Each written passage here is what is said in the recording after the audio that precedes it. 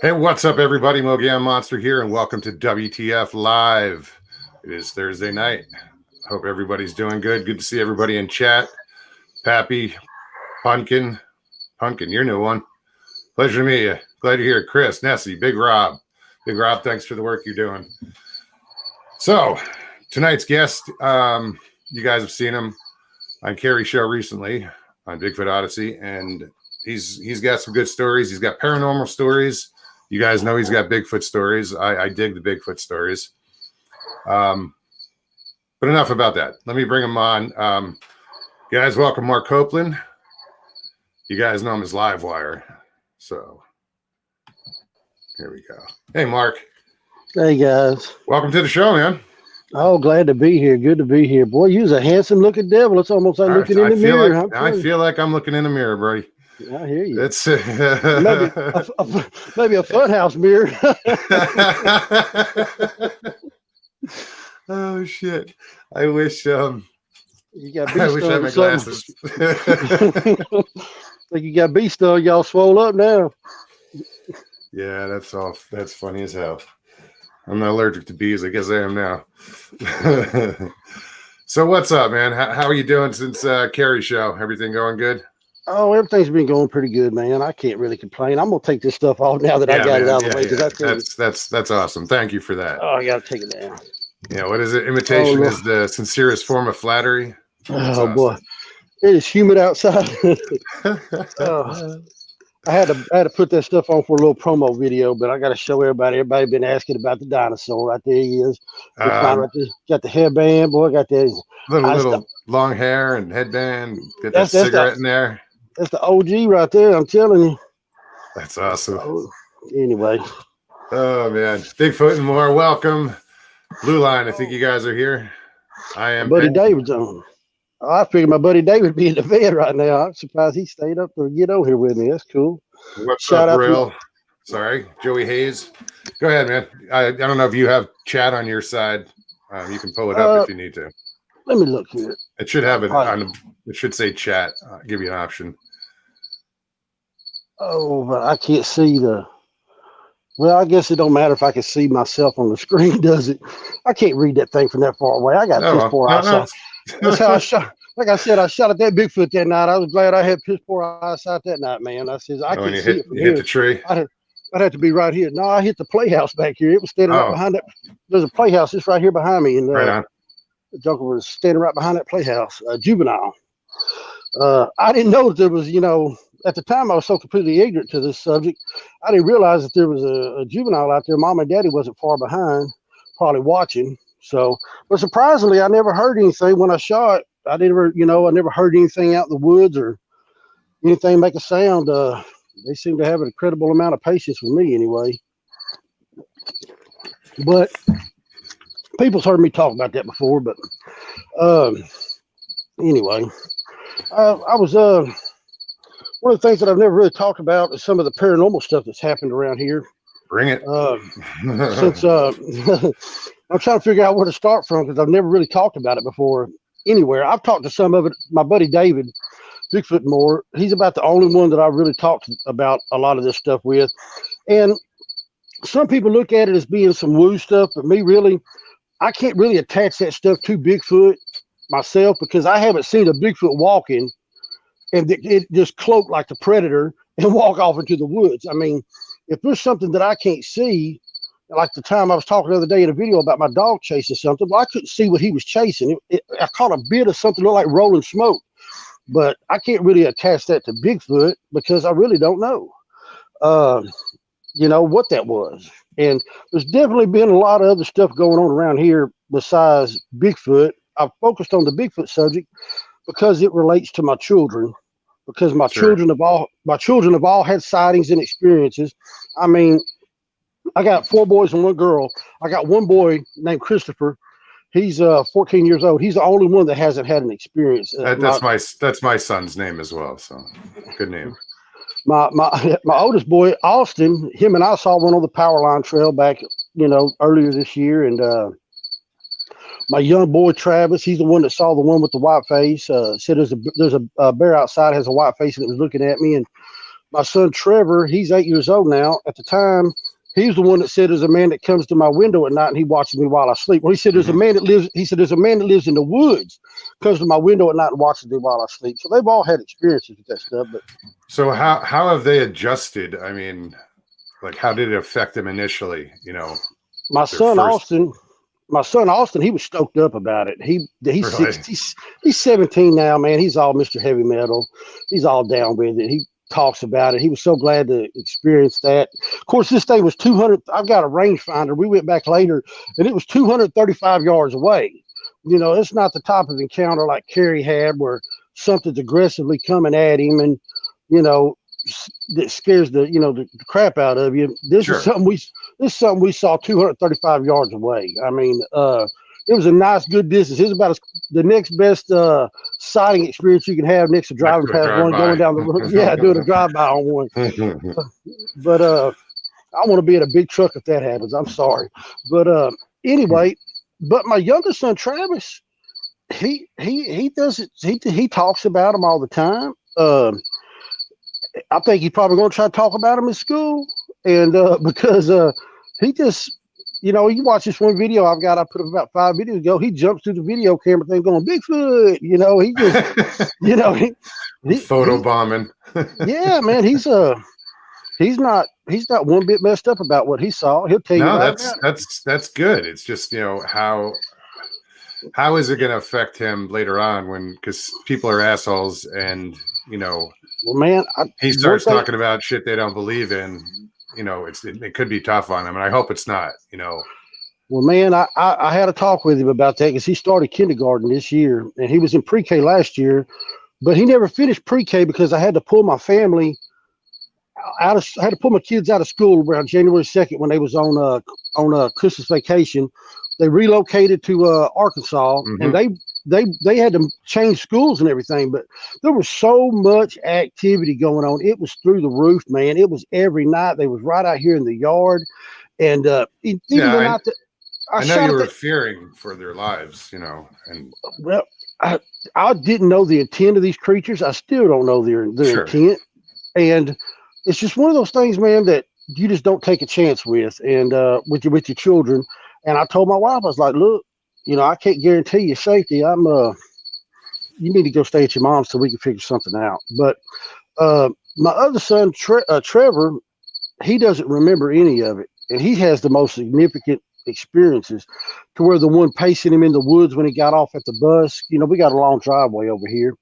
And one was pacing him through the woods as we get off the school bus. And we noticed he'd always run down the driveway, but we never watched the whole time, and certainly never noticed something moving through the woods. But it wasn't until one day that all that information come out. Now, he doesn't remember it.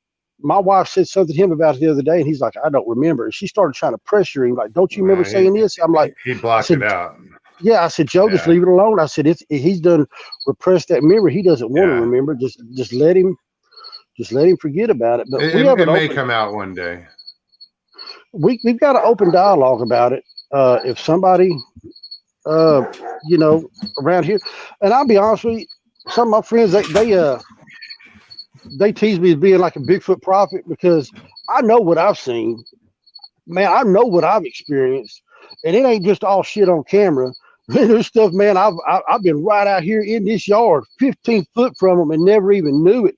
That one video I've got of that one large black figure behind the treehouse right here, man. I was just right over here between these pine trees and that playhouse. If I would have looked to the right, I would have been looking right at him. And I mean, I wouldn't have been 15 foot from that joker, but the good Lord kept me from looking that way. I promise you. And one guy said, you got that Mr. Magoo syndrome, where, you just clumsily going out there through the yard, and luckily you got piss poor eyesight and you don't see these things all the time, because there was one that moved right in front of my flashlight beam and cast its shadow on my shed. And my video camera, my security camera I had on that playhouse, it recorded that shadow moving across the horse shed, because when it crossed in front of my flashlight, it projected its shadow on the horse shed, and the camera that was on the playhouse picked up that shadow, and you see it moving, man. And you can tell by looking at it. It's got hair on its arm. It's got small breasts, and you can tell it's not human, man. If the people out there haven't seen that, I encourage them. That's one of the most compelling pieces of evidence that I've caught. it's a shadow, but it's a shadow of a Sasquatch. You can tell by the way it's moving that it's unhuman. And what's your channel name? Livewire. Just Livewire. Okay. Yep, Livewire. It started out as my company page, company channel. I do low voltage installation work, where there's security cameras to panel wiring and just all different kinds of stuff from home theater systems and setups and stuff like that. And my company's name is Livewire after Motley Crue. And anyway, it never intended it to be a Bigfoot channel, but it is now. It is now because ever since Dixie Cryptid read my email, like I said, I was telling you before the show, I had 28 subscribers, and I woke up to like 1,500. It was quickly past 2,000. Yeah, that's crazy. I gotta get Cam on the show, obviously. Yeah. I tell you what, Cam can read a email. When I heard him read my email, I was like this right here. It was someone else's story. Yeah, like I ain't even the one living it. And dude, I had to listen to it again. You're like, damn, that's a great story. Whose is that? I know. I know. It's like, wait a minute, that's my life. Yeah. But he Sounds read familiar. it so well. Man, he read it so well. It was like I was listening to like the screenplay of my life or something over the last few months. It was he did a really good job on it. And still to this day, if you look at my analytical stuff on my YouTube page, I get more traffic coming from the Dixie Cryptid channel than any other thing, whether it be Reddit, whether it be somewhere else, whether it be Carrie's channel. I get more traffic coming from Cam's channel than I do any other part of the internet. Right on. That's awesome. It's good to know. Yeah. Sure. Anyway, well, I don't even know where to get. So,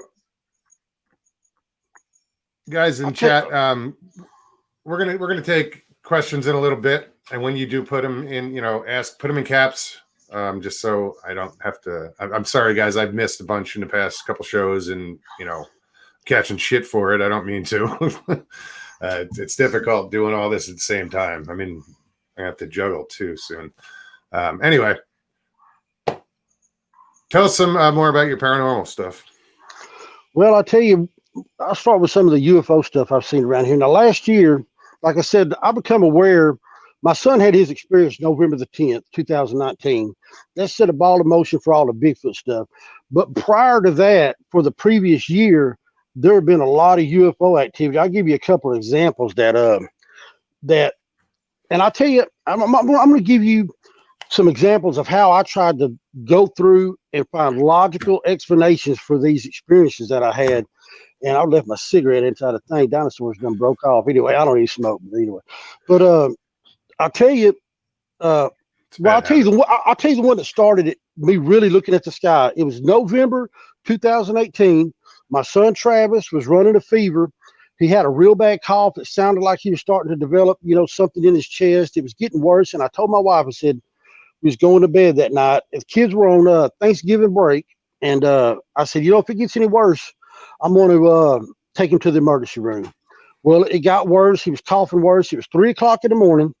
I come outside. I went and got the truck, and I parked the truck right here behind me. And I left it running, got his car seat, opened up the back door. I come inside and got him. And as I was setting him into his car seat, and I can't tell you why, I looked up.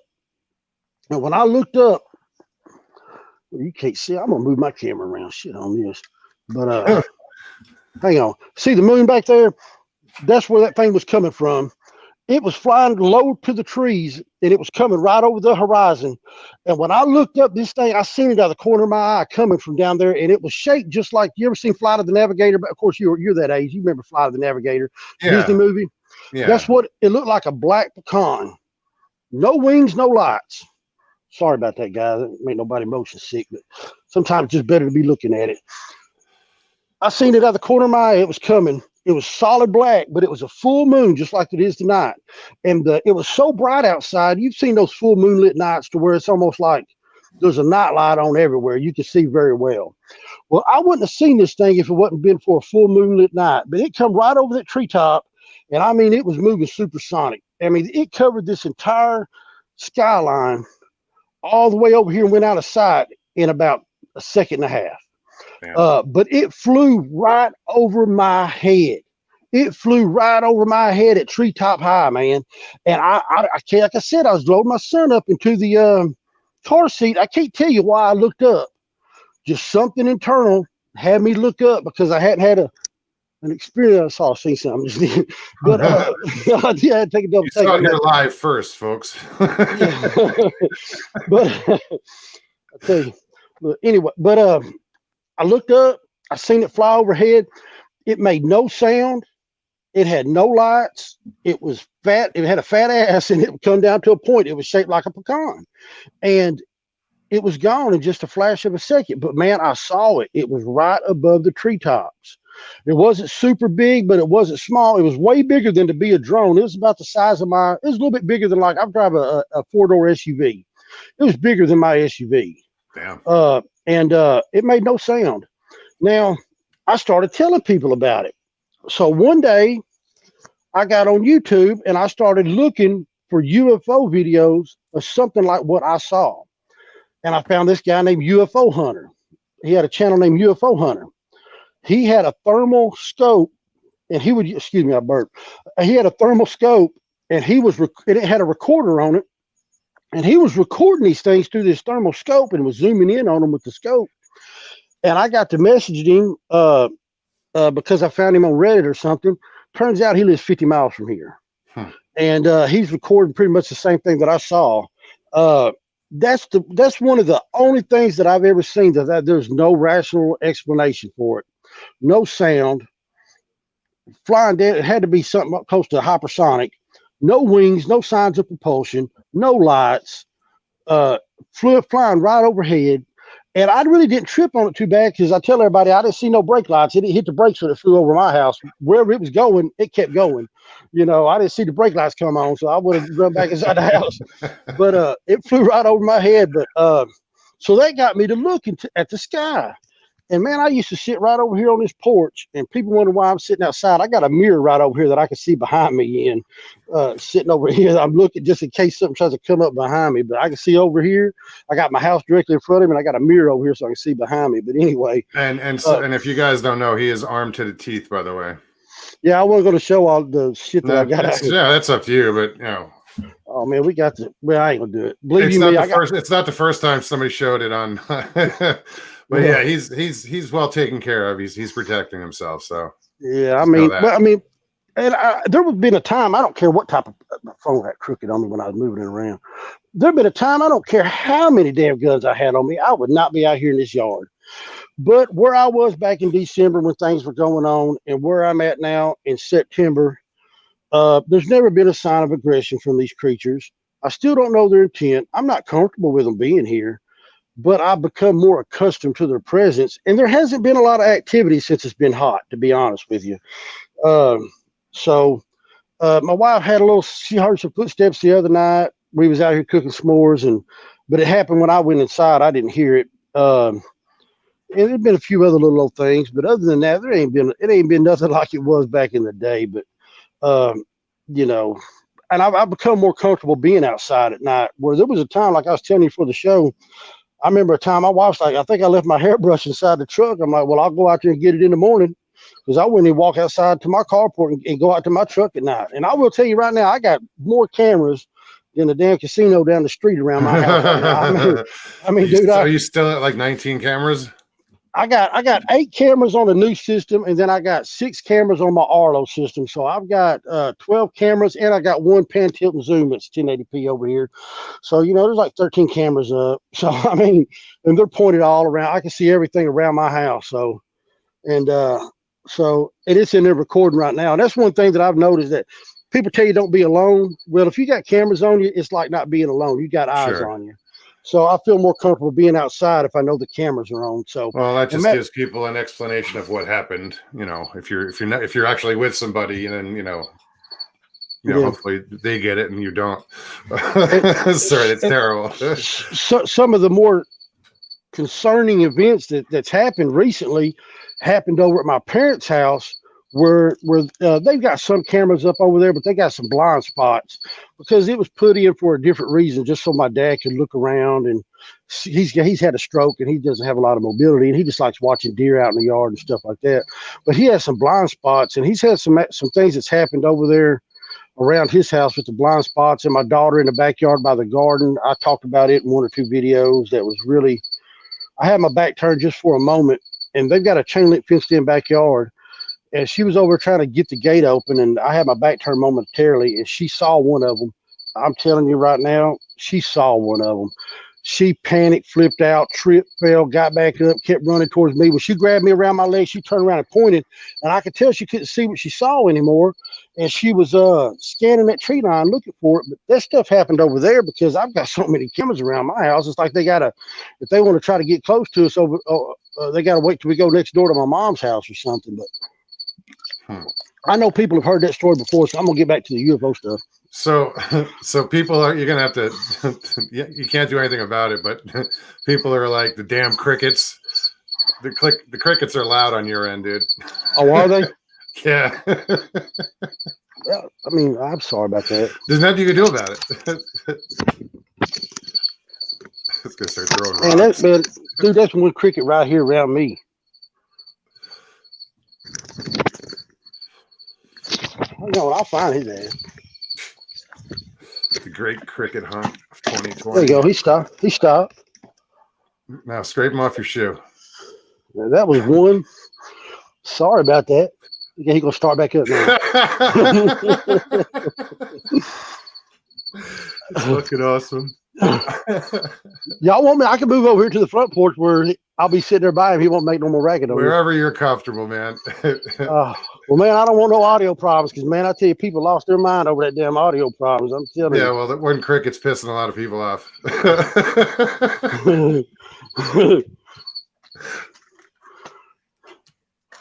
There we go. How about that? Cricket wanted 15 minutes of fame. Yeah, he's running my whole damn show right here, man, because I tell you, folks, picky about that stuff now. But on to what I was talking about with the UFO stuff.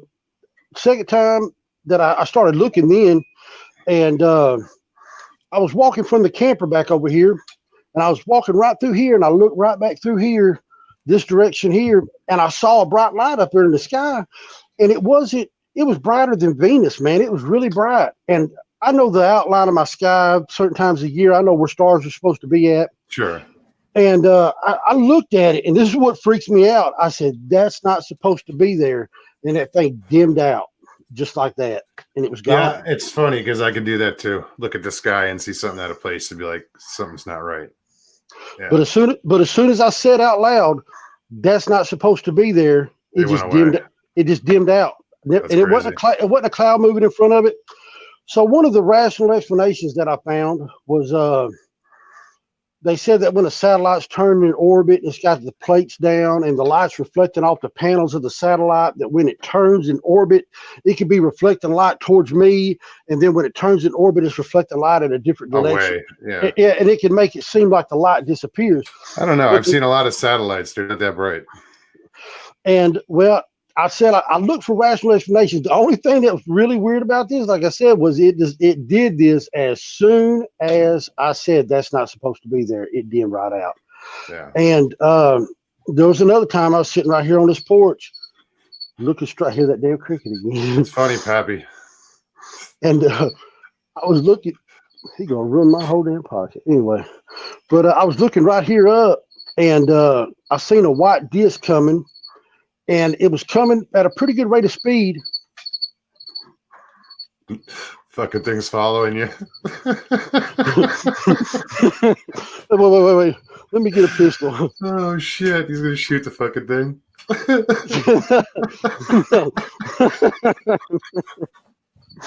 Let me take my earphones out before you start unloading. No, I tell you, man, my neighbors are really... Shit. Let me get over here. We're just gonna transfer to somewhere else, man. Hang on. We'll go over here and just sit down. I tell you. Hi, Loretta. Good to see you. Y'all can't see me as good over here, but hey, I don't hear no crickets bothering me. So anyway, like I was saying, I there was a disc, and it was coming right here through this, part of the sky, and I was watching it. And as it got close to my house, what really freaked me out, because I thought it might have been a plane, even though it was just like a solid white. I thought I saw something here. But it was a solid white disc. But as it got closer to my house, it started slowing down. And it came to a complete stop almost directly above my house, and then it went out. And about 30 minutes later, I saw it flying off in another direction. But that's 3 UFO experiences that I've had here recently, living in Oklahoma here. But if you need to, arm yourself, go ahead. I don't know where you're sitting or how far away you are from your protection. But I've got a pistol holster on me. I got a 45. Oh, that's right. Yeah. We're outside. We're roaming now. But that's 3. Like I said, on December the 25th, people, I'll tell you, right over here, where the corner of the shed is, right here, that there was a camera mounted. The camera that caught the 3 creatures on December the 24th, that camera was right here on this beam. Let's see if I can get it in the camera shot here. Oh, I'm looking at it right. But anyway, it was right up here. That's the one that caught that UFO anomaly as the light come in at a weird angle, and then it stopped right outside of camera view. And then the way the light disperses, the way it goes straight up, you can tell that it went vertical. And people's like, oh, that's a car. And man, that was at Christmas morning at 4:54 a.m. There was not any cars roaming up out here in the middle of nowhere. Yeah, probably not. But I tell you what convinces me the most that was not something like a car. Santa Claus. Yeah, that's what we actually called it at first. I showed it to my kids and told them that was Santa Claus coming. and when I actually put it up there to share it with people that was involved in helping me out, that's what I put it, Santa Claus visit. But anyway, if you look at that light, when it comes in, it stops right outside of camera. But when it leaves, right before it seems to leave and go vertical, and the way the light dissipates, it gets the brightest right before it seems to leave. Like it's exerting the most more energy. Yeah. Right before it leaves. Now, I'm going to tell you, like I said, I look for rational explanations for things.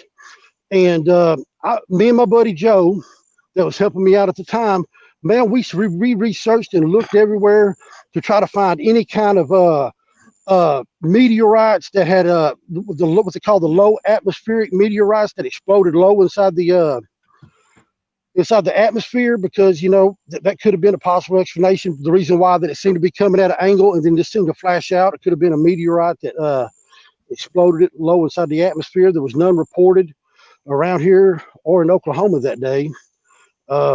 So that kind of shot that out. But I really firmly believe that was something UFO related. And I'm gonna tell you something else. If you look at that video on my YouTube page, right back here in these woods, you can't see them, but it's nighttime, I can look at them. But right when that light leaves, there's a flash of light right back here inside those woods as soon as that UFO leaves. Now, I don't know what that stuff means, man, but there is always a flash of light. It seems like before or after activity. And what these flashes of light mean, I don't know. But I've got enough of them. I've sent to my buddy Murray, Murray Fisher, who follows me on my channel. And I've seen him in chat, I think. Yeah, what's up, Murray? And man, he'll tell you, I sent him a video. There was so many damn lights going off. He thought there was a runway going off out there inside the yard. And really? It's not all lightning bug stuff. Like this figure shows up underneath my playhouse, something that distorts when it enters the camera view, and you'll see 2 flashes of light, one up high in the sky, one down low inside the trees right before this thing gets there. Okay. If you watch the full video, there used to be a swimming pool right here where I'm sitting, but there was a mist that came around that swimming pool and stopped right over here close to my house. It was within 8 to 10 foot of my house. A white mist, and people say, "Oh, and it was starting to rain that night," but they're like, "That's raindrop on the camera lens." I'm like, "No, it was not." For one thing, you could tell this thing when it comes around this damn swimming pool. and you can see it. The second thing is there's 2 cameras that was on this swimming pool. There's one hidden in my storm shelter, in the whirlybird on my storm shelter. There's a camera there. I've got it from that vantage point and the camera that was on my house. I caught it on 2 cameras from 2 different vantage points. And I'm gonna tell you right now, raindrops don't produce and do the same thing on 2 separate cameras. That's just all there is to it. And this thing comes around the swimming pool and stops. It sits there for a minute, and then it leaves the way it came. When it left, there was like a fog around the swimming pool. When it leaves, it sucks the fog out of the air when it leaves because it left so fast. It created a vacuum. It left so fast that it sucks the damn fog away from the swimming pool when it leaves. And you have this on video? It's on my YouTube page. So you don't subscribe to me, or you would have seen me dressed up. Dude. I'm like, I'm going to write this down, but it's pretty easy to remember. No, I'll definitely check out your channel, dude. Man, I take now, if the further you go back, the better stuff that I've got. Because I mean, when this stuff was first going on, I was trying to get answers, and I had people telling me what to look for. Man, I was sleeping with headphones on. I was on this shit like a part-time job, man, and really more than that. And now, I take my medication at night and I go to sleep, and and I don't sit there all night staring at the cameras and shit like I used to, because until I see like a discernible threat, nothing's ever banged on my head. That'll consume you, and you know that. I mean, yeah. And eventually, man, like I said, you got to just start living your life, man. And we had quit coming outside.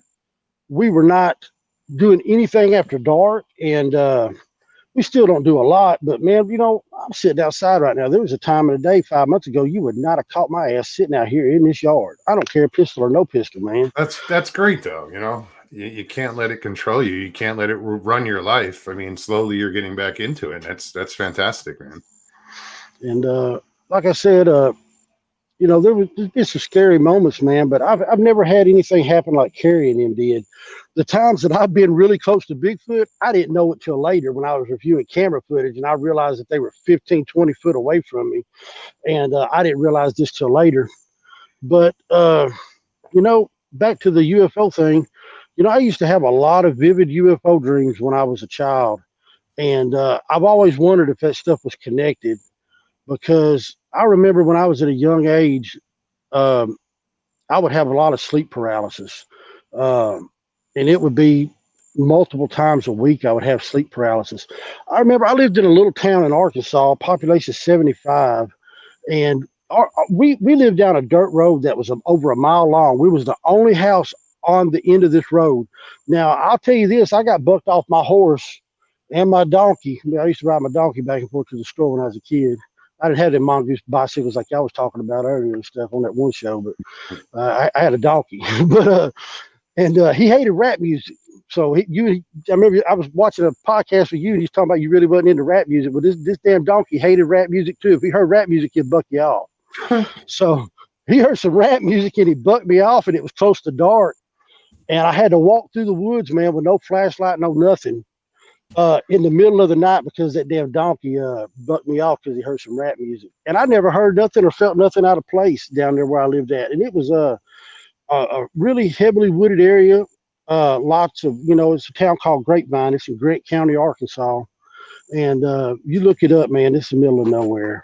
But I used to have vivid UFO dreams. We had a barn, and one reoccurring dream I had all the time, our whole yard, we had a 5-acre yard that was surrounded by trees. And I used to have this vivid dream that I was walking back from the barn to the house, and a UFO would come over the tree line, and I would run back to the barn, and I would be trying to hide in the barn from this UFO that was hovering out in our front yard, and it would be hovering between the house and the barn. And I would eventually I'd try to make a run for it to the house. And usually that's about the time that I usually woke up. But it was one of those dreams that was always so vivid that you couldn't wake up from. That you think, it's just a dream, but you can't wake up from it. And I used to have that reoccurring dream all the time. I don't know if that stuff's connected or not, man. I just keep thinking about having that reoccurring dream. But on the paranormal side, I did have my kids have experienced paranormal stuff. My kids, Trevor, my daughter here recently, when this Bigfoot stuff was first starting to kick off, the paranormal stuff in my house started really taking off. And I'll tell you, my daughter, a story about her. She loves taking a bath. She loves the water. That's the reason I had to take the swimming pool down where I'm at, because she got to where she climbed the side of that swimming pool with no ladder. And I caught her one day going over the rail and fixing to go into the damn swimming pool that's 4 foot deep. So I'm like, the swimming pool's got to go. Sure. So that's why the swimming pool's gone. It's not because the mist kept coming around the swimming pool. It's because the baby girl kept trying to get into it. Well, she loves the water. One time we was giving her a bath, or my wife was, and she tells me this day that my daughter looked down into the water, saw something, and then looked up at the ceiling and started panicking, freaking out. Now, I wasn't in the bathroom at that time, but I'll tell you this, whatever happened to her, she looked down in that water. I'm guessing she saw a reflection in that water. She looked up. She started freaking out so bad that we could almost not give her a bath. I would have to hold her while my wife soaked her up while she's panicking, flipping out, because we're giving her a bath. And we got to where we was only giving her a bath once a week because of this, because it was almost like a traumatic event to give her a daggone bath. So we started trying to give her a bath at my mom's house next door. Didn't matter. It's like I have to hold her, and I tell you, man, it breaks my heart because I my daughter, she loves her daddy. She sleeps next to us in the bed. Sometimes when she's freaked out, like the time we had the activity here the night of the s'mores, she'll wake up in the middle of the night. She'll sit up in the bed and she'll reach over and she'll touch my face because she can't see that I'm there, but she just wants to reach over and make sure that I'm still there and touch my face. And, because, daddy being right there with her, she just feels more comfortable. And I'm telling you, when she was taking these baths, there was no consoling her. The fact that daddy was there didn't mean anything. And she would, while I'm holding her like this and my wife is soaping her up, I'm getting all wet. My clothes are getting drenched. I didn't care. But she would be looking over my shoulder for something. And my wife was convinced that it was something. But see, I'm like, no, Joe, it's impossible. I said, look, I pray over this house every night. And I pray that nothing can enter this home that isn't from heaven. I said, if she's seen anything, it's got to be from heaven, because I believe in the power of prayer. But something had freaked her out. Amen. And it was really bad. And it lasted for several months to where you couldn't give her a bath. I mean, it was a fight. And you just have to soap her hair up and hold her down and rinse her hair out. And I mean, I'm telling you, she is bawling the whole time. Screaming fits, just crying, hysterical, and she just can't wait. She's not going to stop until you get her out, wrap her up with a towel, and get her out of that bathroom. So Pappy just posted this. It says, water and mirrors are sometimes considered the veil between worlds. It's interesting.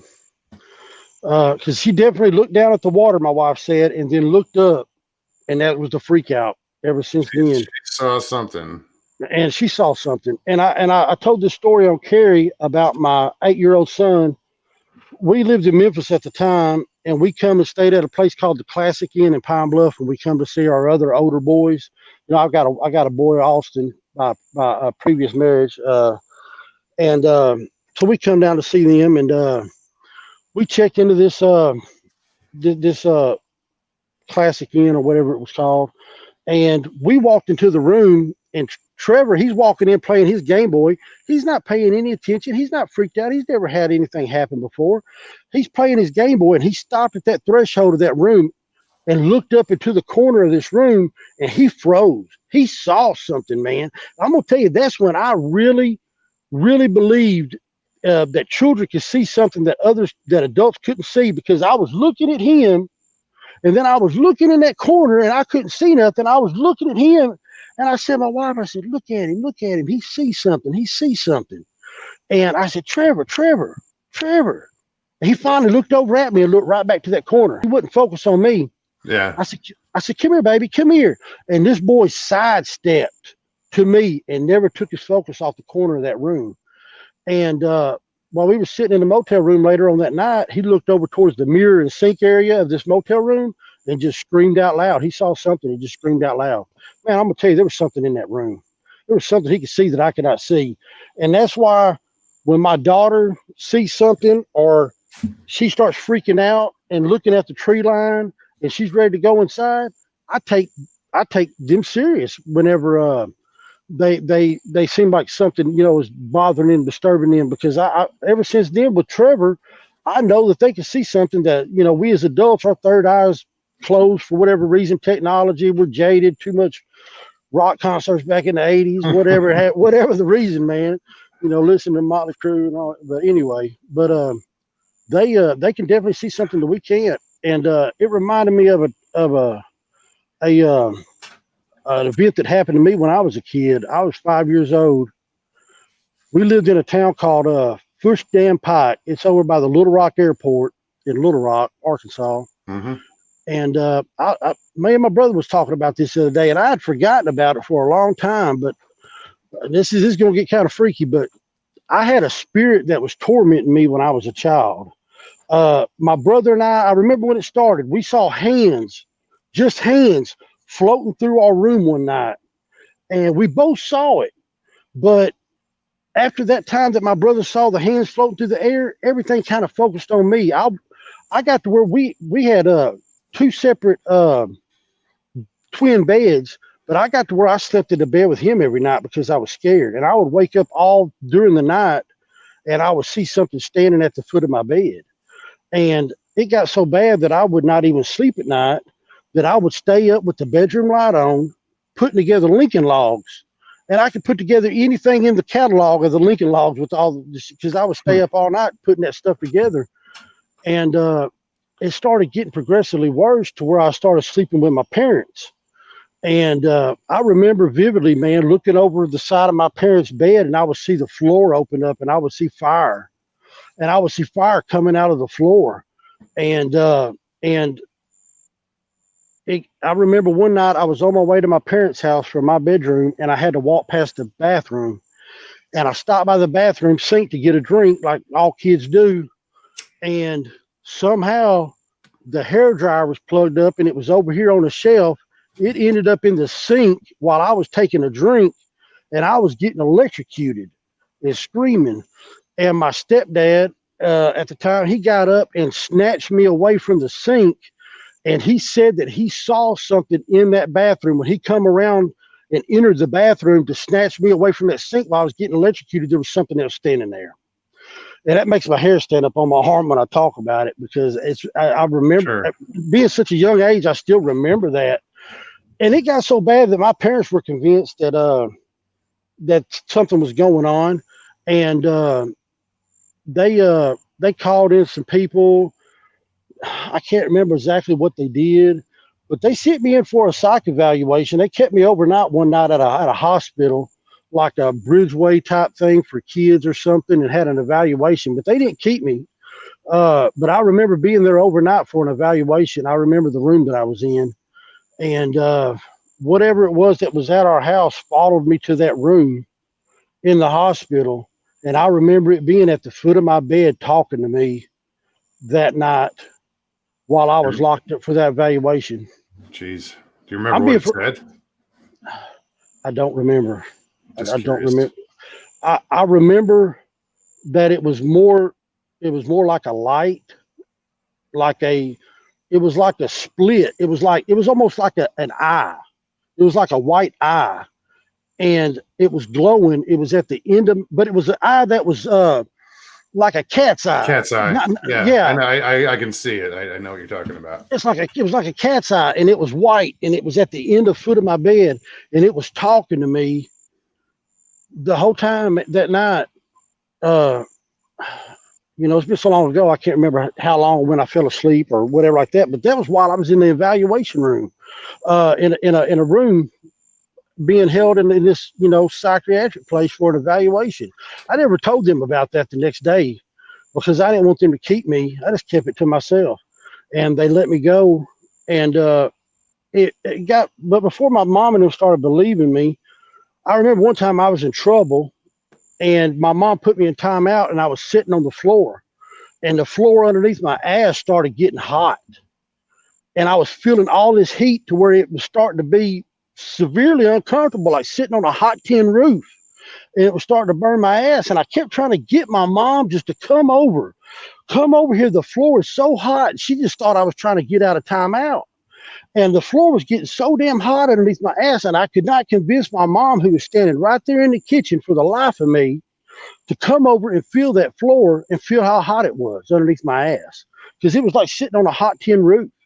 And she just thought that I was trying to get out of timeout by saying the floor was hot. But man, I'm telling you, I still remember to this day where I was sitting at in the den area. We had a living room, then we had like a kitchen area before the actual kitchen, and I was in that kitchen where the dining table was, and I was sitting right there on the floor. I remember to this day, man, I could not convince her to come over there while that damn floor was hot underneath my ass.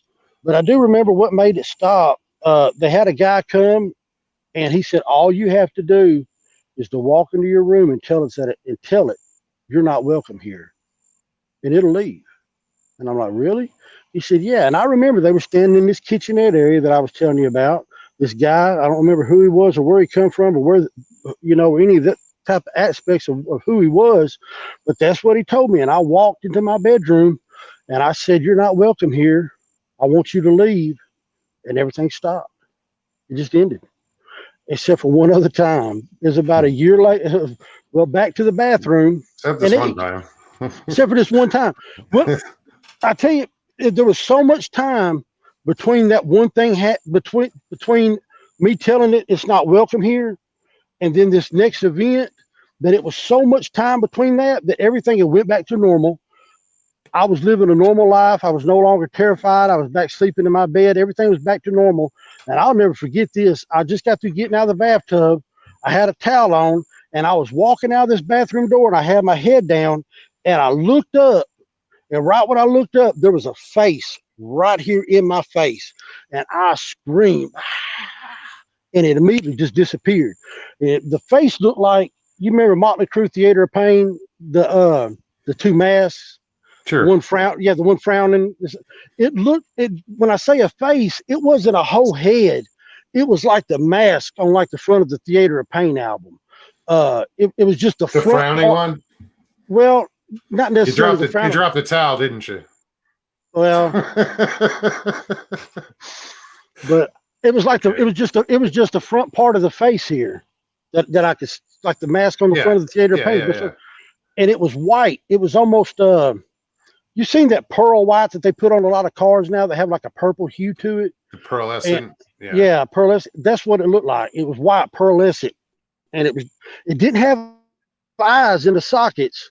You couldn't see nothing through the mouth, but it was just almost like the mask of that Theater of Pain album. And it was gone. And that was the last time I had anything happen, as far as paranormal when I was coming up. But so Sawdust Beast asks, does Mark feel that he is a conduit for these different energies? I don't know. I don't have any idea, man. Sometimes well, you definitely are a weird shit magnet. I mean, I tell you, I was living a normal life in Arkansas, man, as an adult before I come up here to Oklahoma. If I'm a conduit, it happened when I crossed the Oklahoma state line, I guess. Because so Oklahoma's just screwed up.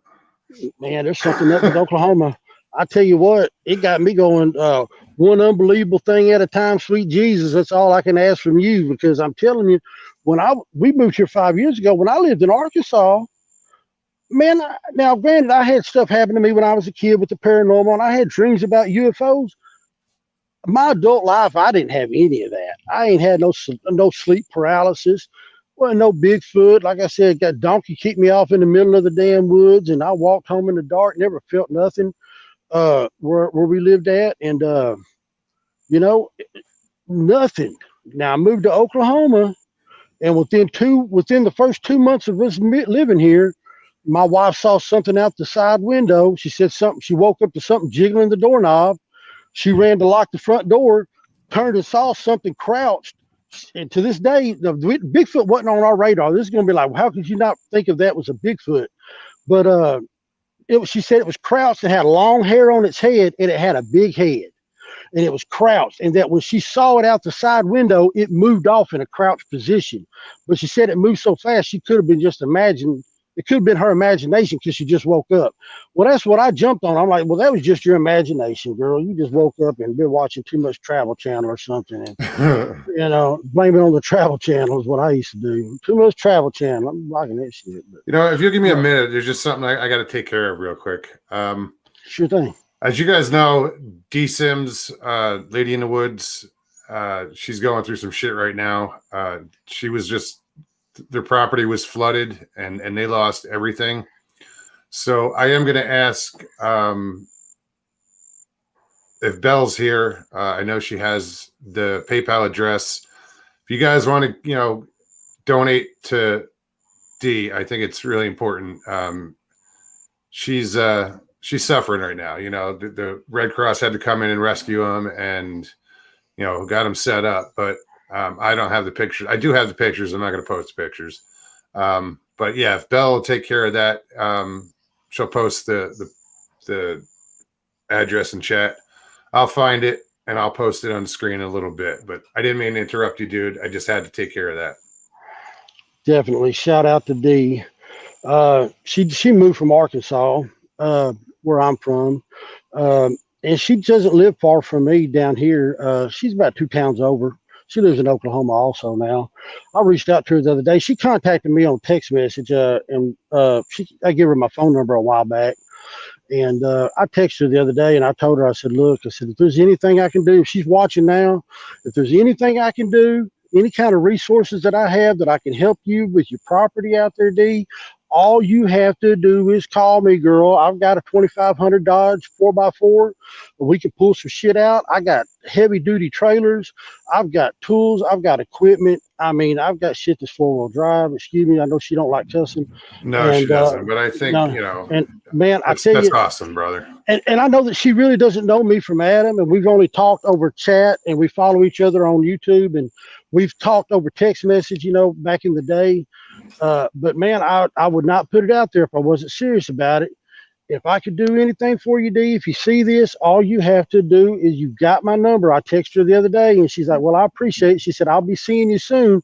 So I'm hoping that she hollers at me, if she needs something, whatever I can do to help her out, man. I mean, all she has to do, we'll figure it out, because I mean, she's practically my neighbor, and there's such good people, man, that I have met since this Bigfoot stuff started.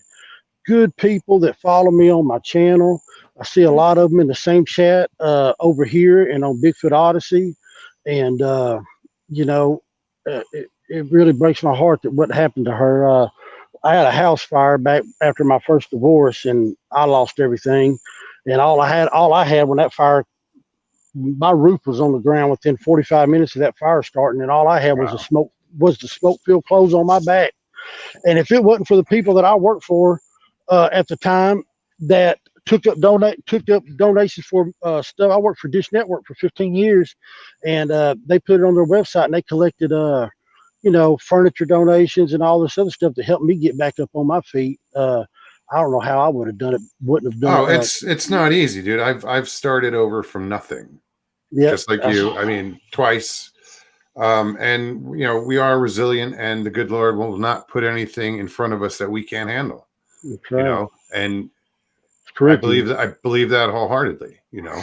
This too shall pass, and D, you lost everything, and it can be replaced. You have your life, you have your health. I tell you, you realize what matters, and we love you, D, and we'll do everything we can to help you. She is so strong, man. She is such an inspiration. She is such a good witness. Pam says she's back on the property tonight. They're sleeping in a shed. Yeah, they've got to clean up ahead of them. I don't know if this was if this is an every year event. If it floods every year, that's unfortunate. How do you prepare for something like that? Put your house on stilts. According to like the real estate people that sold the property, they had told them that it never flooded before, I believe. Oh, really? Yeah, that they had no idea that property flooded, and her property's a lot lower than her next door neighbors who didn't get flooded. And she said that she don't know what she's going to do now. She said that they're talking about building something on stilts this next time when they rebuild. And God bless her, man. She's such a good soul. From what I've, from what I've talked to her, she's so encouraging. I certainly hope that, she gets things squared back away over there. It'll all in time be fine, and I always look at things that way, you're going through some shit. It's going to be a pain in the ass, but you have each other. You guys are safe. Shit can be replaced, Yeah. It's just things, you might have lost some pictures and, mementos but you have each other, you have your health, and, we're here for you, D. So, Bell has posted the PayPal link. So if anybody's feeling generous, please donate. If you can't, don't, nobody's going to hold it against you. No one's going to know. So I had to get that out there. So you can jump back in. Sorry. That's all good. Now, certainly that's something that certainly needs to be talked about. Like I said, my heart goes out to her. Prayers up to Miss D. Well, I don't know. I kind of now just thinking, that's pretty much most of the paranormal stuff that I had to talk about. Like I said, the stuff that my daughter experienced, I said she's grown past that. That stuff was happening back at the first of the year and all the way up through about, February or March. And then she's finally just started working her way out of it. And now she's fine taking back a bath now, without freaking out, where she was, for a couple of months there, it lasted that long, months? Yeah, it lasted at least 2 months. Oh, yeah, wow. It was at least 2 months. And then finally she just started. See, the thing about it was, before this stuff happened, there's 2 doors to our bathroom through the bedrooms, their bedroom and our bedroom. And we would get her out of the bath and we would bring her in, to like the living room or our bedroom, and my wife would dress her and put her, diaper on her, all that good stuff.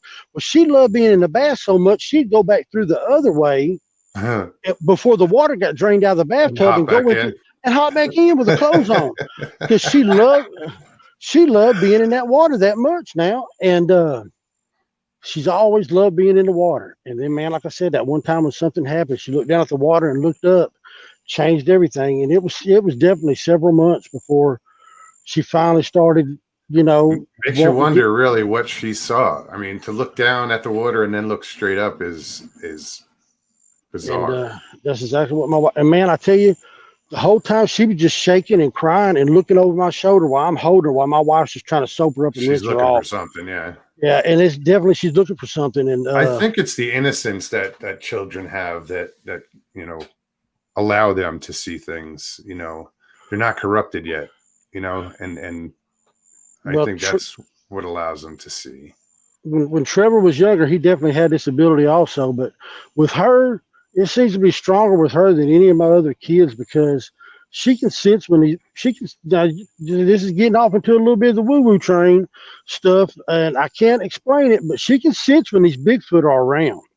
She, if you watch a video on my thing where I'm talking about this shadow that run in front, this juvenile Sasquatch that runs in front of my flashlight, I did a whole daytime video explaining where I was standing, where this thing moved at, and all this other stuff. That's good that you do follow-ups. Yeah, so people can see in the daylight what they're looking at with at nighttime when you can't see anything. And while I'm doing that, I'm swinging my daughter in that swing. And if you watch that video, she just all of a sudden starts looking at that tree line there behind us. Now, this is where this stuff has come out from, before this tree line. And she starts watching that tree line. And while she's climbing up the back of this playhouse, you'll see her. She'll turn and look at that tree line. And people started making in the comment section, they started saying, your daughter keeps looking towards that tree line. I said, believe you me, I know, I noticed. Because I tell you, man, I have gotten so pissed off about my daughter being terrified and being scared in my own front yard. And, man, I'm not even going to sit there and begin to tell you about the shit that I've done as far as putting brass on the ground. I mean, dude, there's 2 spots that people know that these things hide at, because one lady says she saw eye shine there before. I had already seen eye shine on the camera in this one spot. And another guy paused the video that I was doing the other day, and you can see back there, and you see eye shine again. I'm not gonna lie, my daughter got freaked out the other day. I got my big gun and I got my 22. I got a 22 Mossberg, the Plinkster, and I went out there and I shot 22 shells where I knew that thing lays down at. This is just the other day, and I know people don't want to hear about me shooting a Bigfoot, man, but I tell you what, when I see my kids terrified in my own front yard and they're scared, man, I ain't got no sympathy for no damn chomo ass Bigfoot. I shoot that son of a bitch. I'm just being real, man, and I know that pisses people off because people are like, "Oh, they're your forest brothers and all this other shit." And I'm like, "Well, my forest brothers ain't sitting there trying to watch my kids from the damn tree line all the time. My brothers don't do." If it was, people got mad because I called him a chomo one time. Right there on because I did have a video named on my thing in my continued series of Bigfoot is a chomo, and people got all offended that I called Bigfoot a chomo. I said, "Look here, man. Bigfoot ain't offended that I called him a chomo. I turn around right now, I call him a chomo. He don't give a shit if I call him a chomo. He ain't offended, so why are you offended for him?" Really? You know what I mean? And I said, look, if and that would be because just by getting offended, they acknowledge that they believe he exists. But what gets me is if that was a human being that was consistently and persistently watching my kids from the tree line, his ass would be arrested, and he would be labeled as a child stalker or something. Sure, well, if Bigfoot is so close to being human, what makes me hold him as any different light? If he's so intelligent, has human level intelligence, if he has human level intelligence, as people say, and he's a human hybrid and so close to being human, what makes me hold him to any kind of different level then? I mean, he's a damn chomo as far as I'm damn concerned. If they're going to watch my kids that bad. BPD 1976 asks, what is Bigfoot, though? What do you think Bigfoot is? Man, okay. Well, honestly, I really don't know as much as anybody else. The way I do look at it, I've caught 3 figures right here behind this leaning tree on camera from the camera that's mounted on the corner of my shop over there. Caught these 3 figures behind this leaning tree. You can see 3 distinct figures standing behind that leaning tree on December the 24th between 10 a.m. and 10:30.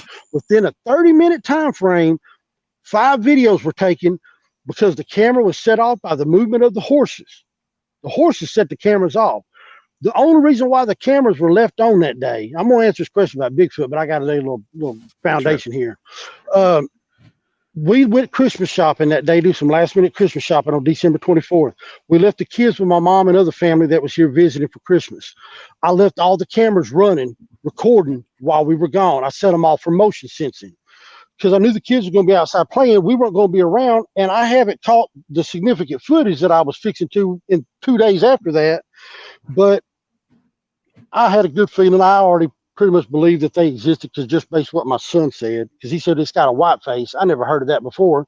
That's how I found Scott Carpenter's channel, because he's got a video of one with a white face on his channel. Well, anyway, 5 different videos were taken between 10 and 10:30 by the movement of the horses. And during those videos, the reason why the horses are moving, they're moving away from this tree line where these Bigfoots are standing over here behind this leaning tree. And they were taking turns. They were taking turns holding on to this leaning tree. One's got his hand up here. One of them's got his arm around the tree. And I posted up a video just the other day that had those snapshots from those video cameras. At the end of that video, during the last 15 seconds of the video, you can go look at them. And man, if you don't see 3 different figures, one of them has a white face, just like my son said, one of them has a white face. And if you can't see that, man, you need to get out of it, because I'm telling you right now, you can see his arm. The one I call Captain Morgan, he's got his leg up and got his arm around the tree, and that's why I call him Captain Morgan, because he looks like he's standing in a Captain Morgan stance. But anyway, looking at those creatures, they look flesh and blood. They don't look to be cloaked. They don't look to be predator style. Do I think that they can sit there and just be like, boo, hit the switch and cloak?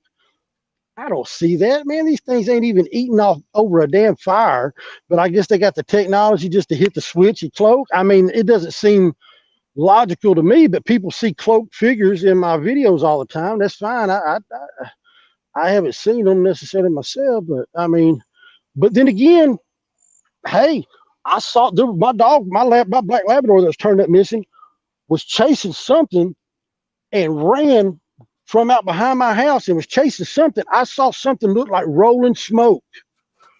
He was chasing. So therefore, man, I can't say that that's a Bigfoot, but listening to other people, man, it seems spiritual. I don't know what it was. Now you said rolling smoke. Hold on. You said rolling smoke. Was that like the smoke that you saw coming around your pool? No. Okay. That the thing that come around the pool was a round white mist. Okay. It was white and it was round and it come around. It wasn't like what I saw come out from behind my house that night.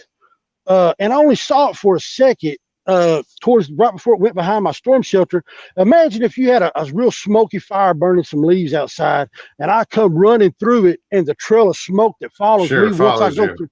That's what I saw. It was a rolling black smoke is what I saw. It was completely different than the round mist that come around the swimming pool. But looking at those three pictures, when I'm getting to answer this question, looking at those three pictures of those three different adults.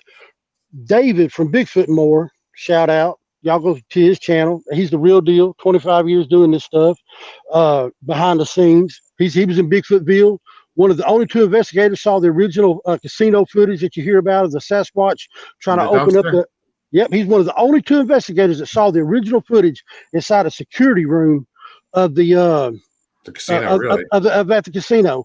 He was part of the the BFRO Matt Moneymaker thing, and Matt Moneymaker sent him down there. He was one of the first two investigators, one of the only two that got to see the original footage. You talk to David, man, he's a straight up guy. You know he's telling the truth. He won't do interviews unless somebody asks him, Moggs. He won't do interviews unless somebody. He said, I don't want to seem like I'm begging to be on nobody's show. You should ask this guy to come on and do your show, man. What's his name? David Wilkins, Bigfoot and More. Bigfoot and More. And he is a BFRO investigator? No. He was at the time back at the casino thing. He's not affiliated with any group, any organization now. He just likes to ride solo. He still does investigations. He used to have the website Southern Bigfoot and track all these sightings and stuff. But anyway, back to answering this guy's question. I keep getting sidetracked. David's been out here. He's found multiple footprints. He's cast footprints out here before. I've cast footprints. Something that leaves DNA is something that leaves a footprint. It's something that showed up on camera the way that it did on December 24th. That's telling me that's something that's flesh and blood that I believe if I shot it, it's going to bleed. Oh, it's going to bleed. So that's the long story longer to answer that damn question was that if it leaves footprint, it leaves DNA, and it shows up like it did on camera December 24th, I believe if I shot it, it would bleed. I believe it's a flesh and blood creature. I believe with this level of intelligence that I've seen, I believe it is a human hybrid. It is not an ape. This thing has exhibited super level of intelligence, man, in evasion and stealth. And I realized this, and people heard me talk about this on Carrie's show, the juvenile behind the playhouse on December the 25th and 26th when it come up here. I heard the footsteps. The bipedal footsteps of it running between my pine trees up here. And I switched cameras to another one that was here. I had two of them on the playhouse, one pointing towards the pine trees one pointing towards the house and one pointing over the pasture behind it. So I was listening at the one pointing towards my house. I heard the bipedal footsteps. I switched the cameras. And during that 9-second video, for 2 frames, you see these eyes open. Now, what about these eyes? And if you look on my channel, you will see a slow motion video of it zoomed in on these 2 eyes. This is the most clearest eye shine that I've ever seen on YouTube because you can see the pupils inside the eye slots. That's how good that photograph turned out. If you watch the original speed video, most people don't even ever notice it. But I noticed it when I was reviewing the footage because I see that it just flashes like this. Oh, excuse me. Did you show that on Carrie's channel? I talked about it on Carrie's channel. It's available. It sounds familiar, like I've seen it. Well, it's on my YouTube page. I mean, I caught the eye shine on camera, and I did a breakdown of it to where I slow it down. But I noticed 2 flashes of light real quick, and when I slowed it down and I screenshotted it and I zoomed in, it was 2 eyes with eyes. With the eye, you can see the pupils inside the eye slots, and the eyes are so far apart. the damn eyes are so far apart. And but it was a completely pitch dark video because I keep the infrared lights turned off on my cameras, because that's the only way you catch anything. They can see. I'm gonna tell you right now, they know. I have caught them off guard by moving cameras around a lot with the infrared lights turned off. And people say they always know where the camera is. Wrong. The stuff that I've captured, I caught with my infrared lights turned off, and I move those cameras sometimes just 10 foot, or move them to a different spot almost on a daily basis. And usually where I move the camera to a new location, that night would be the night that I caught something on it. If I was going to catch something on it, it would be the first night that I moved it to that new location. And I just moved these cameras to a new location. I caught that eye shine. I zoomed in, slowed it down. You could see the slots. And that told me a lot about their intelligence, because both eyes were looking directly at that camera when it opened them. But it did a reverse of what a blink would be. It blinked its eyes open just for 2 frames of a 9-second video. If you're not looking, you won't even see it. And it must have knew that camera kicked on, heard the frequency or something, because it's 2.4 gigahertz. That's all a guess. I don't know how it knew the camera kicked on, but it knew that camera kicked on. It was on all fours behind the playhouse. It looked up at that camera and blinked his eyes open momentarily just to look at that camera for a second when it kicked on. It was aware that its eyes were going to be caught and be seen, and it tried to minimize the amount of time that its eyes were going to be visible. Not only that, if you and I, Moggs, we're sitting there and we hear something over here, like, you and I are going to do like this and turn our heads and look. Well, if it would just turn its head, it would turn and you would see this eye and then this eye at the camera. And then when it looked back, you would see 2 eyes back down to 1 eye when it looked back away. Sure. This thing, it had to turn its head with its eyes closed towards the camera and blink them open. It had to turn towards the camera and blink them open to see what it was. Sure. It had enough abilities in stealth and evasion to turn its head with its eyes closed and blink them open momentarily to look at something, to minimize the amount of time you will see its eyes.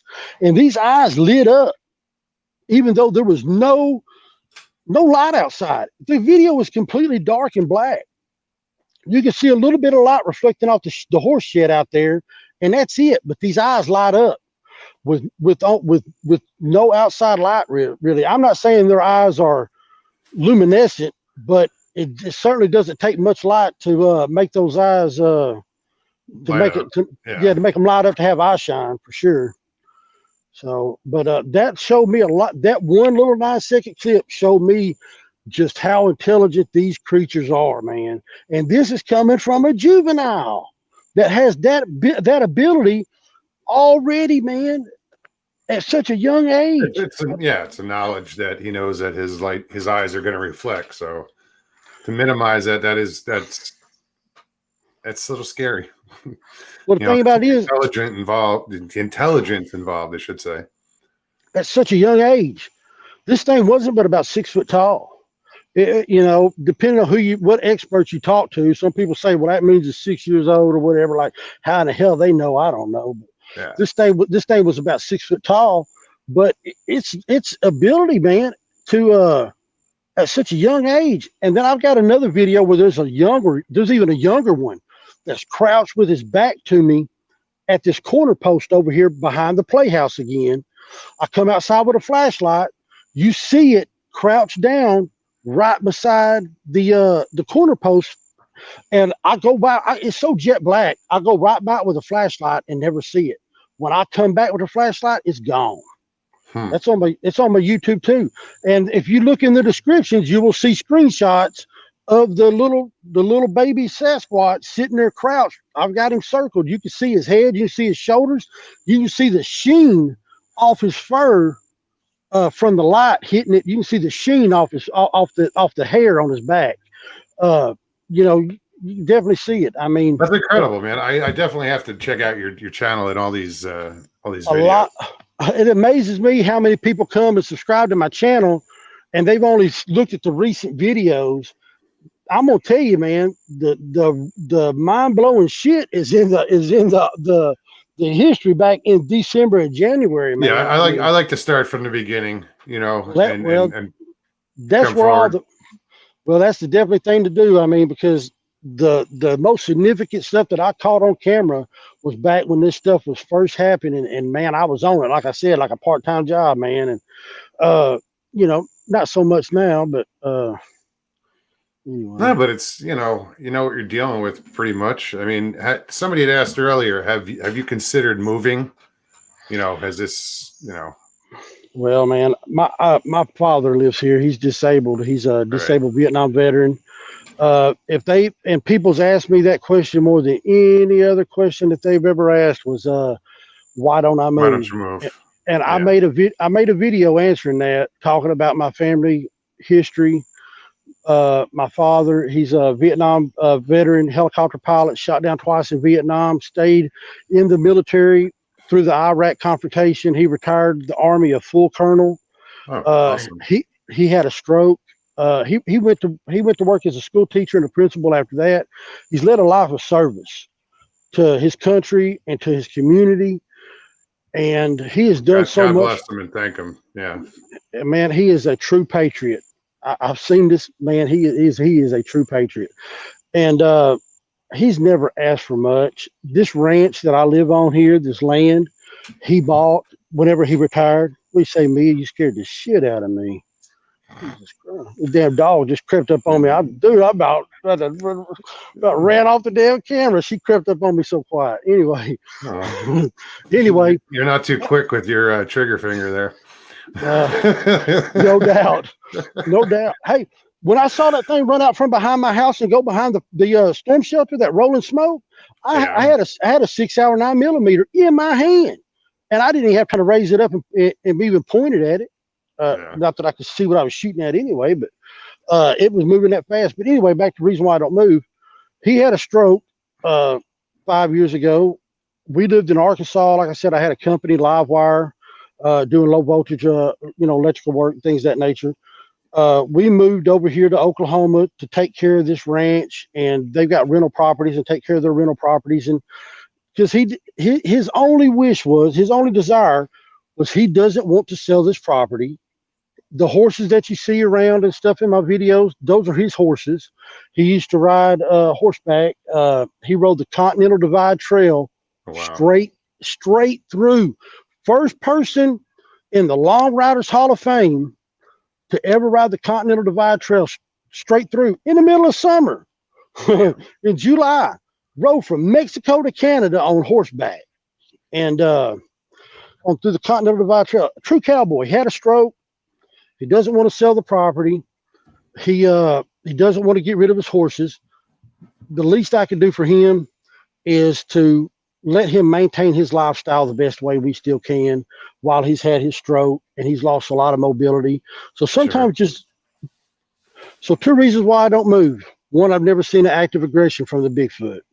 2 is my father doesn't want to relocate, and I'm not going to up and move from here as long as I feel like I'm still needed here. You're a good son, man. That's well, he's a better father. It's admirable, dude. You know, not everybody's like that. Man, he's a better father, I promise you. He's I've never heard him raise his voice. He is he's something else, man. And I shot a video the other day where I showed my grandfather's 1911 that he carried in the Korean War. And just like my dad's father, my grandfather, he was in the Korean War, retired from the military, went to be a principal and a school teacher. My father followed in his footsteps, same as his father. Both of them war veterans, both of them school teachers and things like that. And, that my grandfather is the reason why my father is the man he is today. And that's why I don't move. So, Yeah, but it also reflects in you as well, Yeah. I didn't join the military and I wasn't a school teacher. I appreciate I did actually. I appreciate it, man. Yeah, not everybody. You don't always have to follow in your father's footsteps or your like my great grandfather, my grandfather, and my father were all police officers. I hear you. it died with me. I saw, no, dude, I saw the shit my dad went through as a cop, and I was just like, no, not for me. I mean, I had tried when I was like 18 to get on with the local county narcotics task force, but I was 18. Somebody had mentioned something earlier, and I was curious. I don't remember who it was, but it mentioned something about curses, generational curses, and I'm curious about that because somebody said to me. I had a Gemini moon on one time, and I don't know if it was before or during the show. She said that there was a generational or an ancestral, she didn't say curse, but it was something that happened, but it ended with me. So I don't know if I killed it or, I don't know what it was. So I have to get back in touch with this woman and really find out what she was talking about. Because, it's the only thing I can think of is I didn't become a cop. That I would have been fourth generation, but. I hear you. Chris says, no, Mogs is an outlaw. Not really. I just play one on YouTube. But listen, man, I hope I didn't just cut you off. No, man, it's getting late. These late shows. It's already 12:30 on the East Coast. I know there's a lot of. But yeah, man, I'll have you back on, and if you want to repeat like your Sasquatch stories, because we kind of were all over the place tonight. Yeah, I enjoyed the stories. No, I love the paranormal stories, and that's and UFOs. I've never seen a UFO, never seen a Bigfoot. My dad's seen UFOs, so I know, he was a cop. His word was good enough to put somebody in jail. If he says he saw a UFO, he saw a UFO. Well, with the government and stuff coming out with the stuff that they are now, like the Navy and stuff, I mean, they're just that's them working in it. They're working it in an inch at a time. We're all a bunch of virgins. They're just breaking it off an inch at a time, and it's just let it, just letting it just a little bit at a time. Yeah, ease it in. They ain't taking a running. Government ain't gonna take no running stab at it or nothing. They're gonna take an inch at a time. That's what they're doing, and they're slowly working towards disclosure when it comes to the UFO subject, I believe. So, but you would think they would disclose something that's a little more terrestrial, that's on Earth. That's it's already here. People just don't know it.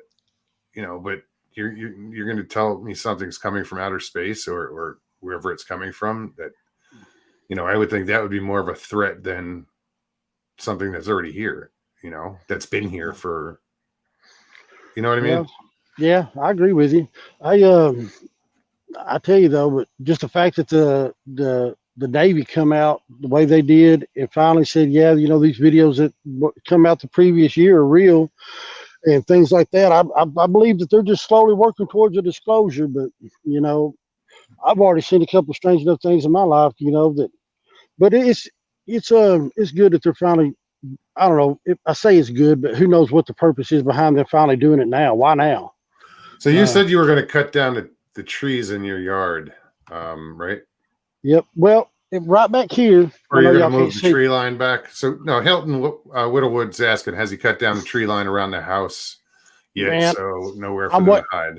I'm waiting on cooler weather right now to hit. I'm 46 years old. I'm a fat boy, man. And I've got a pretty good sized tractor. I got a good sized chainsaw. But right here in this tree line, there's a little strip of woods right here that comes up within 20, 25 foot of my house and this is where all the shit happens.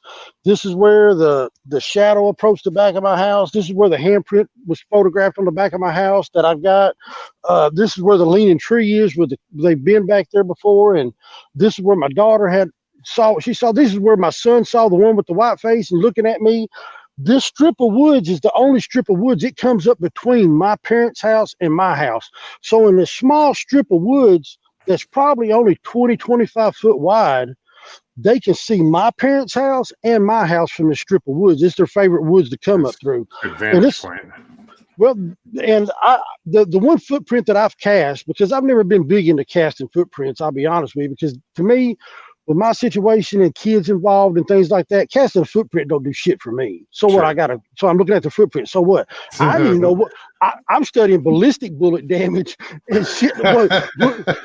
Stuff that I can put to use in my situation, and having a cast of a footprint isn't doing me any good. But see, David done rubbed off on me from Bigfoot more. He's out here casting footprints, getting all excited about toes and shit. And I'm like, it kind of rubbed off on me. And when I ordered his new book, I ordered some plaster of Paris that come with it. And I cast my one and only footprint I cast was right here close to that leaning tree where they was that one day. And this was recently when I cast a footprint within the last, 2.5 months. And, but this is where all the activity is. I'm cutting all that shit down. People say, oh, you need to be careful cutting those trees down. Bullshit. I mean, if they don't like it, we can get down. I mean, dude, people see me. They're like, I can't believe you get a flashlight and a gun and go outside at night. Well, man, if I got something to do with kids, I've got to be there between these creatures and my kids, man. I will go outside, and I ain't taking a jar of peanut butter like people suggest and shit. And I'm like, man, I wish y'all was at my house when these creatures was out in my front yard. I said, I'll be like, Bigfoot's here, bitch. Go out and say hi. And I put a jar of Skippy peanut butter in their hands, and I boot them right out the front door. I tell you.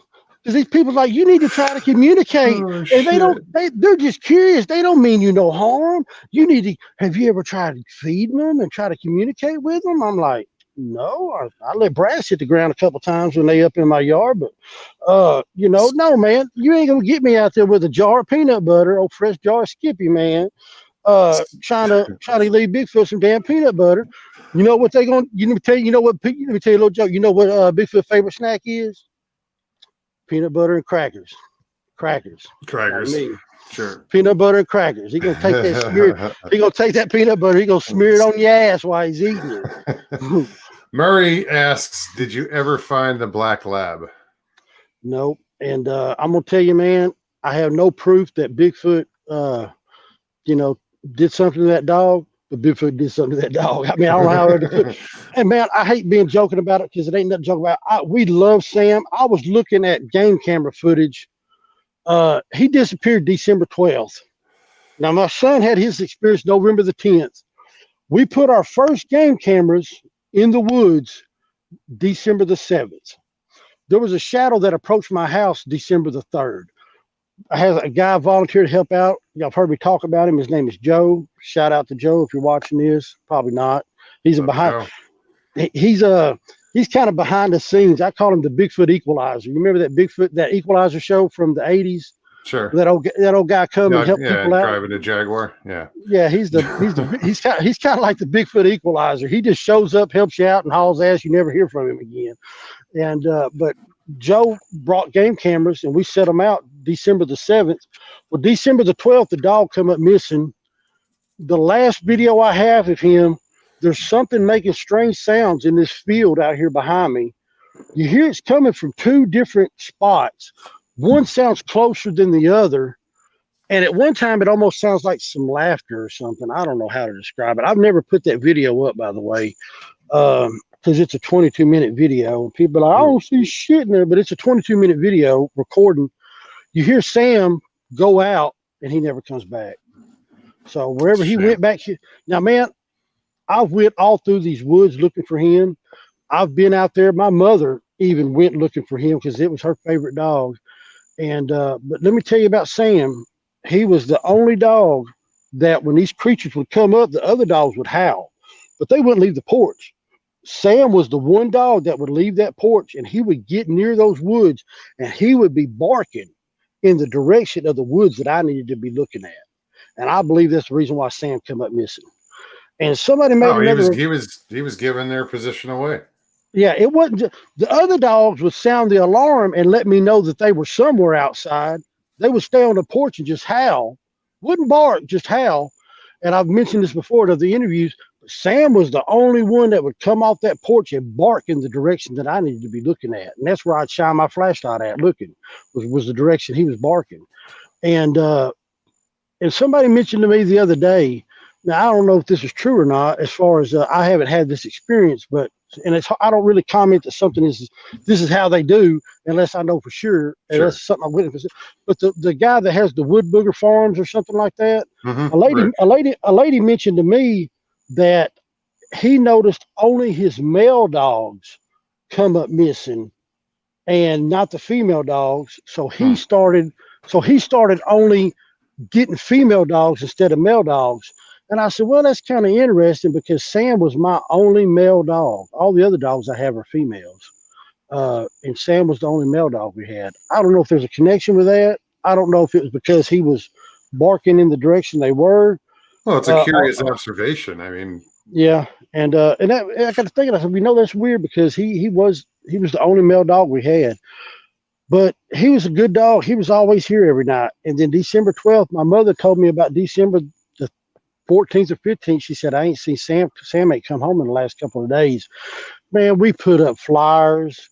We went and talked to all the neighbors, man. And another thing was the neighbor across the street, that I say across the street, I could piss towards his house and he could be on his porch and never see me. I mean, he's a ways down the road, but is what I call my neighbor. His dog turned up missing within the same 24 to 48 hours as Sam turned up missing. Oh wow! They both turned up missing within the same 24 to 48 hours. Was that dog a male as well? I'm not sure, to be honest with you, because whenever I talked to my neighbor over here, he just told me his dog come up missing. I didn't ask. Now, if I talked to him again, I would ask him if it was a male or a female. After what this lady just commented this comment to me about 3 days ago. So. It's something that somebody just, told me about. So, yeah, if I talk to him again, I'm definitely going to ask him. So sure. All right, I'm going to address chat right now. Guys, if you have any questions for Mark, please feel free to put them in, in chat. Put them in caps. I'm just going to scroll back, see what I missed. I'm sure there's something. I'm always missing shit. I can't even keep up with it. So like I said, I got to have my phone. I'll be doing it like this right here if I haven't looked at the screen. No more cricket complaints? We're good? No, we're good with crickets, man. All right, good. That was funny, dude. We had to run for them crickets, boy. What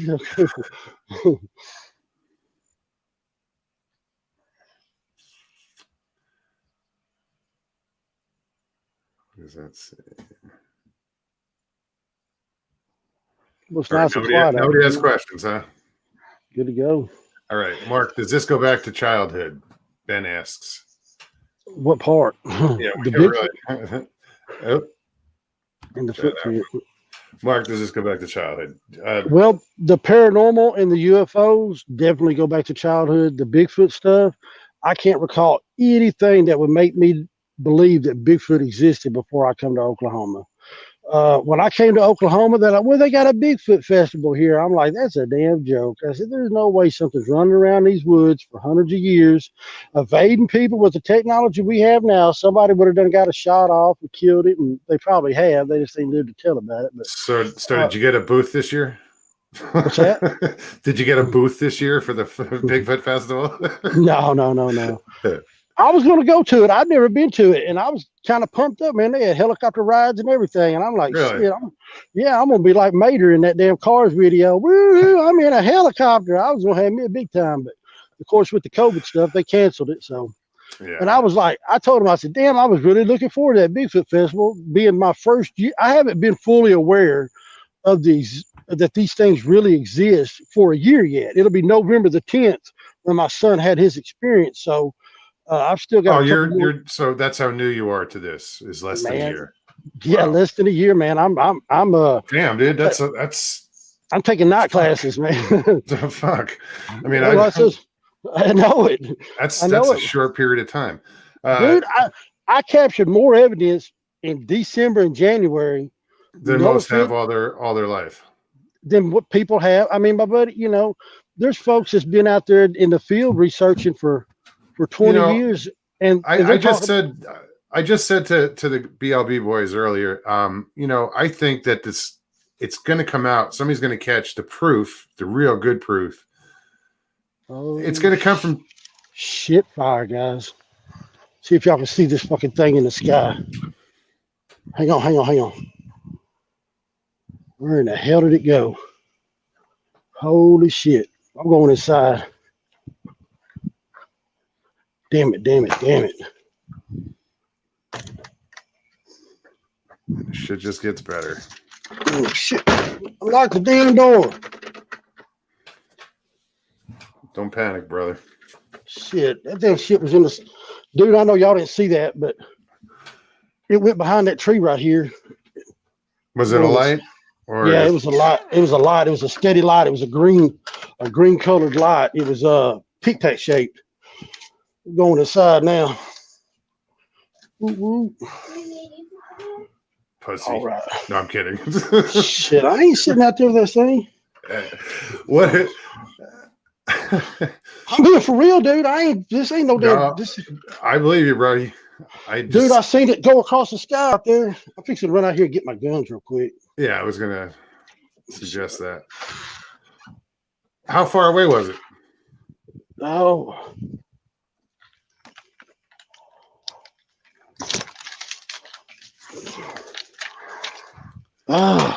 Told you. Y'all can't.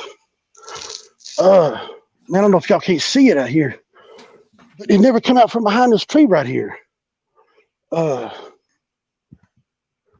okay, we can't see the tree. We see the moon. We'll do this tomorrow. I'll do me a little follow up. Yeah. So how far away was it? I mean, it was up in the sky. Okay. And I seen it over here, and it was a tic tac shape, and it was like a light green on the inside, but it was a darker green on the outside of it. And it flew and it went behind. It was coming. It went behind that tree right there, and then it never come out. Never came out the other side. Now it wasn't close to the tree, but the area of the sky that it was in, it went behind that tree right there. Yeah. Okay. Man, that freaked me out too, boy, because I seen that thing. It was bright, but it was flying. It wasn't like a meteor. It wasn't coming down. It was flying horizontal. Sure. Ooh. Yeah. Oh, you saw it here, guys. Well, we didn't see it. You know what I mean. Lord. Obviously, you saw something. Oh, I saw it, man. Oh, no, I believe you.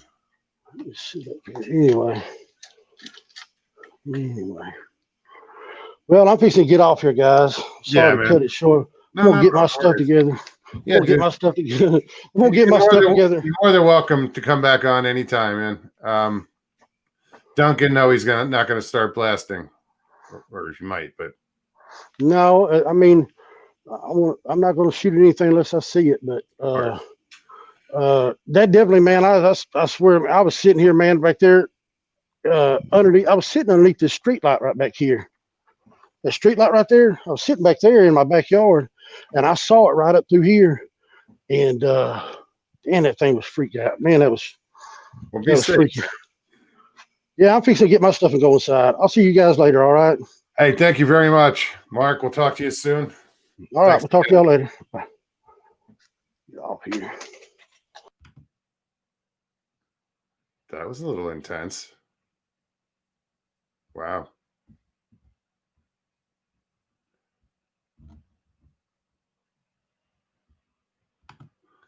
Hang on a second.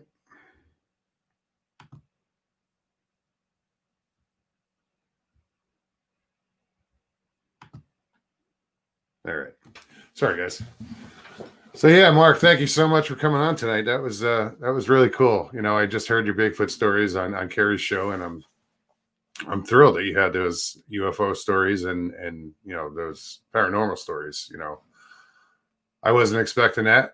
Sorry, Jamie, I didn't get to that question. Shit kind of just hit the fan a little bit. Let me get down here. Yeah, didn't it? Jamie's like, that escalated rapidly. Yeah. Well, I wish him the best of luck. You know what? While I'm here, I know that yeah. So earlier, Bell had posted the PayPal for DSIMs. Again, please check that out. If you can donate. That would be awesome. But yeah, I'm going to call this a night. I'm sweating my ass off in this sauna that I call a studio. But yeah, Mark, again, thank you to my mods. Thank you guys so much. I can't thank you guys enough. I know the last time I was on, I didn't thank you guys, and I apologize. You guys are doing a wonderful job. Everybody in chat, thanks for being here. Bomber, Big Rob, Uncle Bones, Sandy, Duke, everybody. I'm sure I just missed a whole shitload, but there's always Tuesday night. All right, guys. Well, I will talk to you guys soon. See what kind of show we can come up with for Tuesday. Thank you guys so much. If you like the show, please hit subscribe if you're new. Hit the like button, share. You guys are awesome. Comment also. I love those comments. You guys are awesome when you do that too. So we'll talk to you soon. You guys have a great night. Hope you enjoyed the show. Peace and good night, guys. And God bless. Oh, also, I'm going to put the Livewire connection in the description of the show later on. So good night, guys.